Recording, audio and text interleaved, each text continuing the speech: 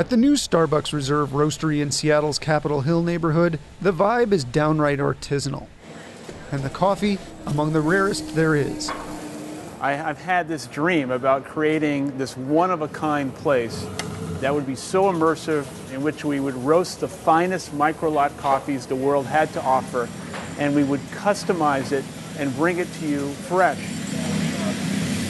Well, the coffees that we're going to have here are much fancier than is typically available in our Starbucks stores. This is a very small machine, which allows us to roast very specifically small lots of coffee that have nuances that we don't see in normal production.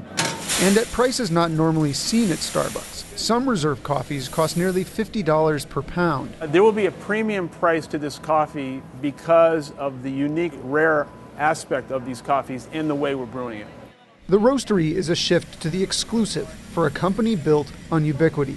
The coffee that will be roasted here in the Roastery will be presented to over 1,500 Starbucks stores. We'll be opening up satellite Starbucks Reserve stores, the first of which will be in San Francisco. And then over time, we will build these roasteries in international global cities. This is a magical place where coffee comes to life. The beans flow like rain overhead and coming into the silos, and where the barista will then actually scoop it and put it into the grinder. So there is no fresher coffee in the world. In the caffeine-soaked Northwest, the coffee intelligentsia, while thankful to Starbucks for building a market for fancy coffee, is questioning if the company can reinvent itself as a hip handcrafter. I think the big players, when trying to get into the business of small batch roasting like we do, I think they have a hard time going backwards.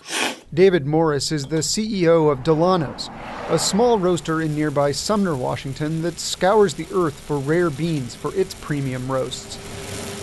I think you can start out small, obviously, and grow large, but I think once you're large, it's really hard to get the consumer's perception that you are authentic and small batch roasted with the best quality.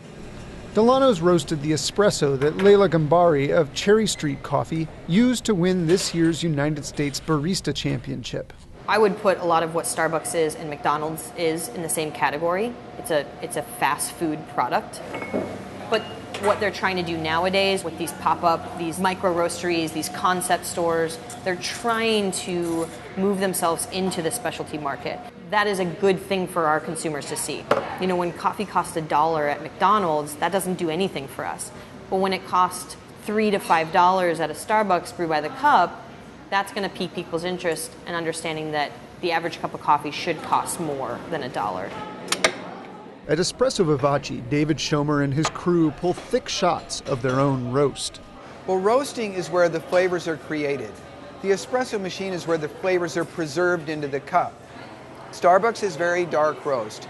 That means you can make it on almost any machine, and you're going to have that real intense bitter shot. And my muse is completely different. I want that espresso to taste sweet in the cup.